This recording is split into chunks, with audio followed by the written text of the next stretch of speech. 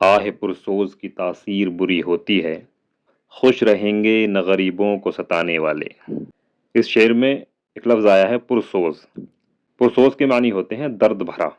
تو جیسے کہ کہا کہ آہ پرسوز یعنی کہ وہ آہ جس میں درد ہو، درد بھری آہ، کسی کے دل سے ایک درد بھری آہ نکلتی ہے، اس طرف اشارہ ہے۔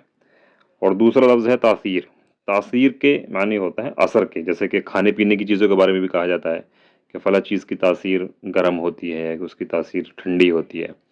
اس کا مطلب یہی ہوتا ہے کہ یعنی کہ وہ جب باڈی کے اندر وہ چیز جاتی ہے تو وہاں پہ جا کے وہ اپنا کیا اثر دکھاتی ہے، باڈی میں گرمی پیدا کرتی ہے یا ٹھنڈک پیدا کرتی ہے۔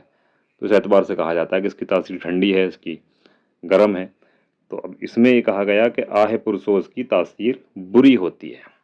وہ بری کن کے لیے ہوتی ہے؟ تو اگلی لائن میں اس کو بتایا کہ خوش رہیں گے نہ غریبوں کو ستانے والے، یعنی کہ جو لوگ غریبوں کو ستاتے ہیں وہ کبھی خوش نہیں رہیں گے۔ کیوں؟ کیونکہ جن غریبوں کو وہ ستاتے ہیں تو ان کے دل سے جو آہ نکلتی ہے وہ پرسوز ہوتی ہے، وہ درد بھری ہوتی ہے۔